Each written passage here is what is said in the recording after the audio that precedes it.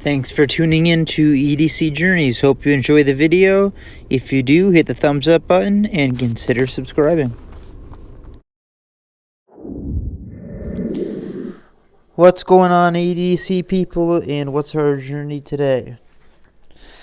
I wanted to share with you my bone knives. Most of them are Rough Riders, but they're all the knives I have that are bone. And then they're in no particular order, but here they are. I believe, let's see, there's 1, 2, 3, 4, 5, 6, 7, 8 of them. The Buck Canoe is one of the original ones that was a gift from Outpost 76. I've had the Backwoods Bushcraft Barlow for quite a while. It's been in a couple videos, I think, at least, if not a couple photos. That's Kiki in the background, my co-host. You know her. And let's see here. Oh, the heavy forged Stockman that I wanted to love so bad that I pushed so hard, but I didn't. It's unfortunate that it's not what I wanted it to be. It's not big enough for a Stockman as far as I'm concerned. Hang on one second. Yeah, the heavy forged Stockman turned out to be, I really wanted it to be better. It was brown smooth bone with that T10 carbon steel. I really was hoping that it would be a good first carbon steel knife, but I don't know enough about T10. I have to, I don't know. It's too much of a secondary carry, really. Right? I mean, the size of it, if you look at it in comparison to, say, a pen, an expo marker, it's just not big enough to be an everyday, for me personally. It could do everything I do in a day, basically, but I would need something slightly larger to carry for my EDC, my real EDC.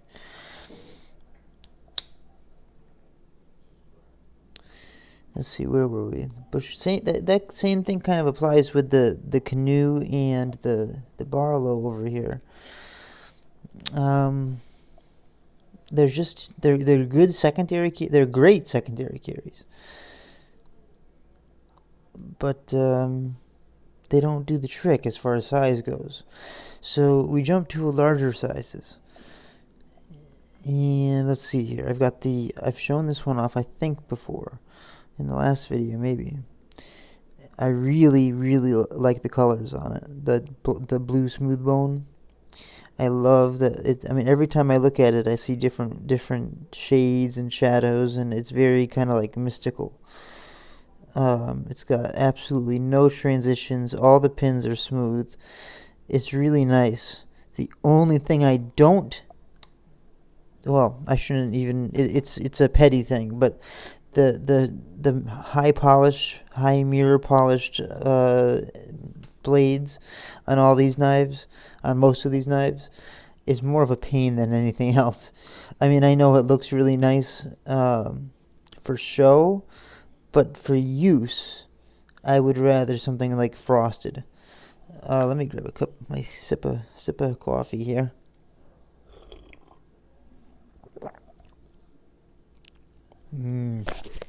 Maple coffee. Vermont, guys. Yeah, so regardless of that, though, even if I did, who cares, right? Let's pretend like that's not even an issue. Because if I'm going to use it, really, who cares what the blade looks like? I'm starting to get into a comfortable zone where, in other words, I like the way that it feels in my hand, the sow belly, right? The swelling area, this area here, is starting to fill my palm in the right way, the way that I like. But it's just a touch too small, if I'm honest. I love it, and I could absolutely use it, and I will, for a main carry here and there, but it's just a touch too small. Here's Well, I recently got the buckshot bone sow belly trapper. It's got a frosted blade. That's pretty cool because guess what? Fingerprints not all over it. Like that a lot. It's a very smooth open. It's got a half stop just like the others. It's got brass. Well, it's got red lining on the bone with brass liners on the springs. It's a sharp-looking knife. The buckshot part of the bone, is definitely like it gives you traction compared to the smooth bone, obviously, right? I mean, but I think I prefer the smooth over the buckshot. But even more of a problem. Let me put the blade away before I cut myself again. You can see it got cuts all over myself now. And this was a gift, which is unfortunate, but take a look at that. It's the first time I've ever had a Rough Rider or anything from Smoky Mountain come broken, and it's broken down to the pin and down to the shield. So I couldn't, I had to say, I had to call, what's it say there?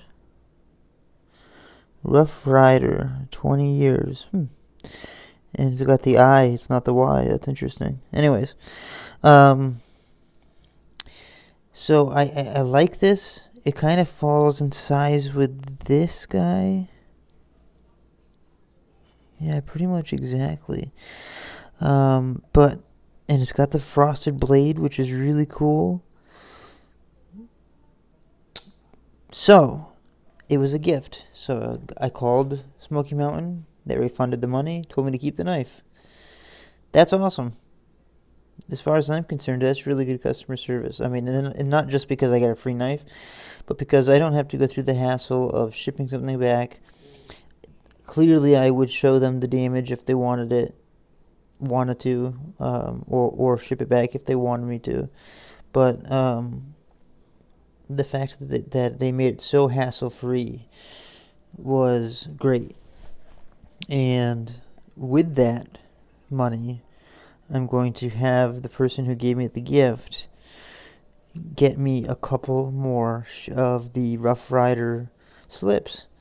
And I know that they're not the top quality. I mean, you can see where they're already kind of not cracking, but, well, whatever. This is a medium size.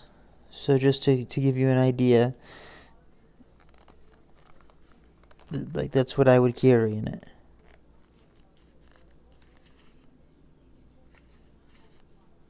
Okay. What I'm saying is, with the money that's returned from the buckshot bone,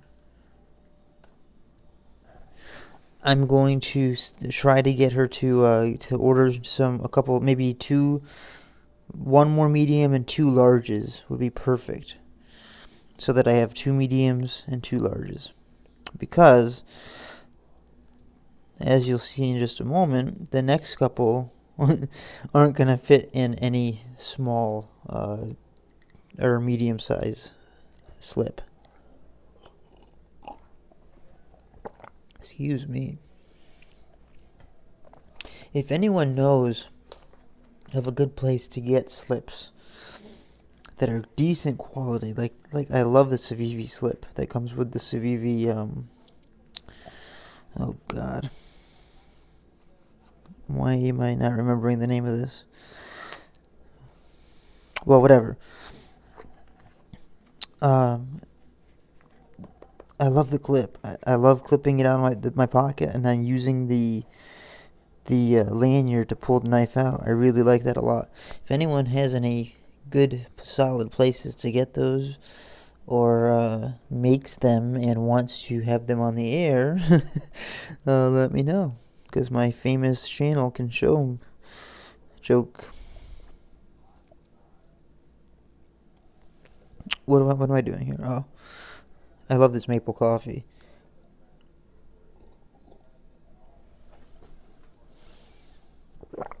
I tried this coffee the other day. I think I showed the sticker before. It's got some kind of super high caffeine content. It's definitely gets you going. All right, let's see, where are we? We talked about that. Okay, so then in my head I'm thinking I need something bigger, right? Because I keep thinking bigger, something bigger in my palm, bigger in my palm. So then I go over here. Well, no, I don't. I go over here. And I get a big sunfish from Marbles. It's white, smooth bone. The quality is great. No cracks. No gaps. All the pins are nice and flush.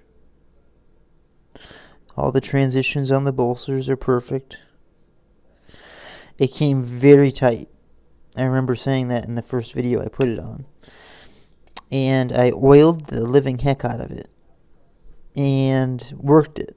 You know, opened it, closed it, and opened it, closed it. And that helped a lot. So the main blade is much, much easier now.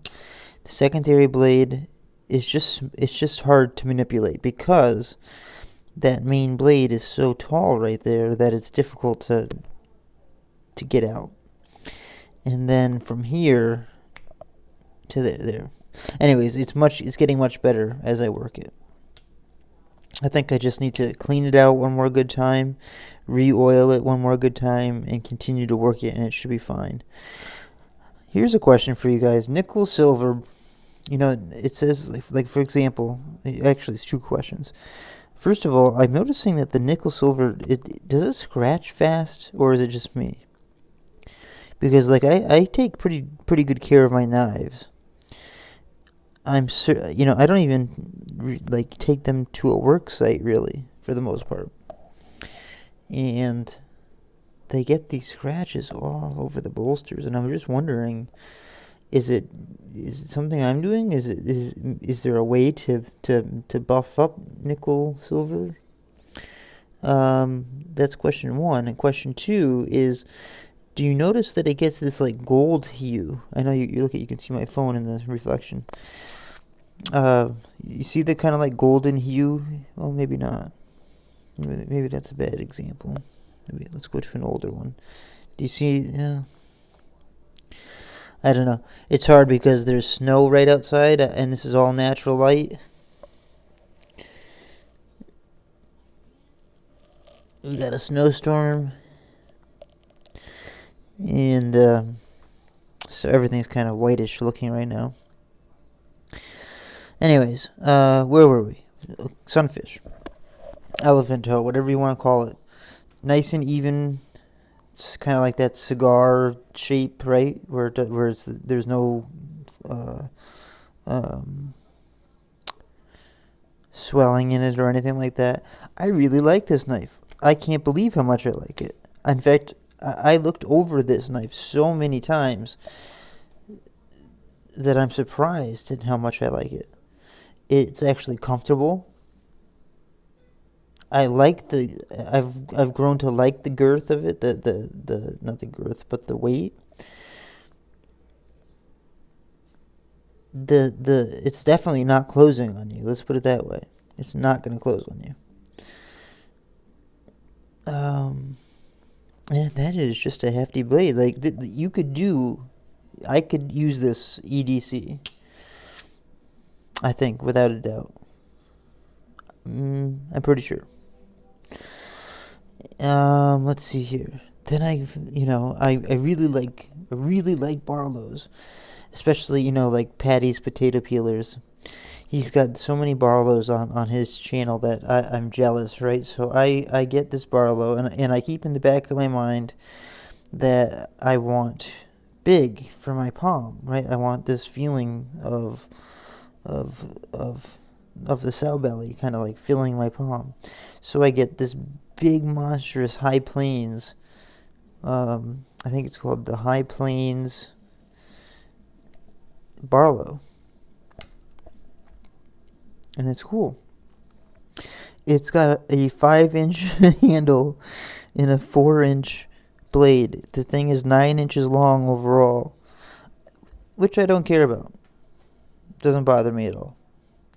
I live in Vermont. There's hardly any laws on knives, especially not automatic. The only real laws are on automatic knives. But it's got this ridged, I think they call it multi-ridge or something like that, on the smooth bone, and that's what those are, and that's kind of cool. And I do like single blades in slip joints because oftentimes, um, oh well, this will be the easiest example. Oftentimes, a second blade can get in the way. Like that is not comfortable. That blade right, the big main blade right there, is uncomfortable to use this for a long time. Now, for me, I can get used to it, but just in general, it's not comfortable. So things like this Barlow, where the secondary blade is really low down. It's got a low profile. I appreciate that. I just wish that it was bigger. um, okay, so fast forward. We're back to I'm losing track here. Back to the big Barlow. It's cool. I like this, and I'll carry this, even with that high polish 4-inch clip point. I mean, look at that thing.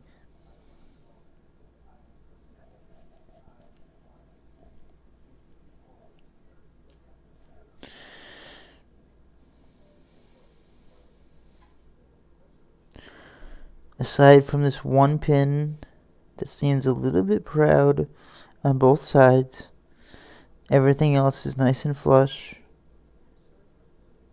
No problems. Brass liners. I think it looks nice. Match strike nick. Match strike pull, whatever you want to call it.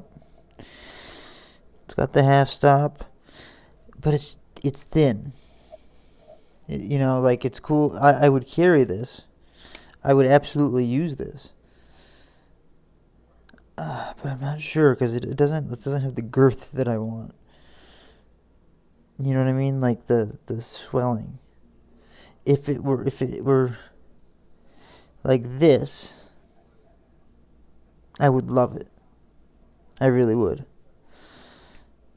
I love all these knives, so it's hard to. Don't get me wrong. I love all these knives. So I talked about this. Okay, then there's the Tobacco Road. It's called the Tobacco Road Bow Trapper. It's designed by somebody by the name of Andy Armstrong.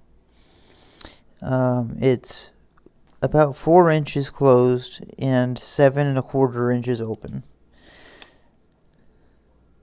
It's got a frosted blade, just like the buckshot bone did. It says, "Back in the good old days on Tobacco Road." I don't know what Tobacco Road was, or if that has some kind of meaning, but this one is that sow belly style again, right? Just like the buckshot, but look at the difference in size. Do you see that? What was the other one? Didn't I have another one? Oh, yeah. Look at the difference. See how far it comes back? It has that extra girth that I'm talking about. It has this space right here where you can put your finger. And it's comfortable. I really like it. So it's got the tobacco leaf or tobacco bone style. It's a bow trapper, so it's definitely got this angle to it. Is that a crack? No, that's just the way no, that's just the bone. Okay, so it's got this tobacco leaf on it, on both sides, with copper pins, and all of the copper pin work is perfect. right? Not one pin is raised above another, basically. And it gives it just a tiny, tiny bit of friction or traction in your hand, so that it stays pretty well. And I know I'm showing you this at a very close angle and it's hard to see, but let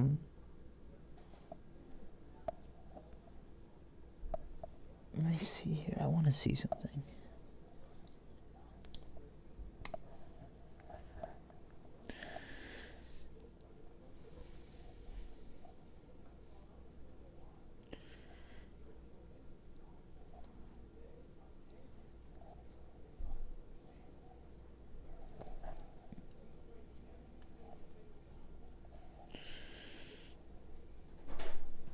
This goes, alright. Do you see the difference in size? So it's still a sow belly, but this is much, it's got more girth. In fact, let me just measure it. In millimeters, 15.4. In millimeters, 14.3. Okay, well, it's not quite as much as I thought it would be, but it must be the length that, whoops, that really gets me. Because, let's see, 96.4 millimeters versus 103.3. So yeah, so it's the extra millimeter in girth plus the length that makes this particular one so much more comfortable to me. Not so much more. I mean, they're all comfortable, but this one really is starting to hit the sweet spot. So, knowing that, I'm very excited to find one that I like that. Now it's a decision between, oh geez, all of them really, but the elephant toe or Sunfish, the tobacco road, bow trapper, or the blue smooth bone, or the big Barlow. Oh man, see, I can't decide. What do you guys think? Let me know down below. What of these do you like? Some of them are, to me, out of the picture because they're too small. They're secondary carries, basically. But as far as the big boys go, the ones on the bottom row, and we'll even include this one, despite the fact that it has a crack. Okay, which one of these do you like the most for EDC work? Which one would you use for EDC work? That's the question. Let me know down below. Have a great day. Enjoy. Well, guess we're getting a snowstorm. We're supposed to get a foot. I've already snowblowed and cleaned the cars off. Hey, thanks for watching EDC Journeys. If you liked the video, hit the thumbs up button and consider subscribing. Have a great day.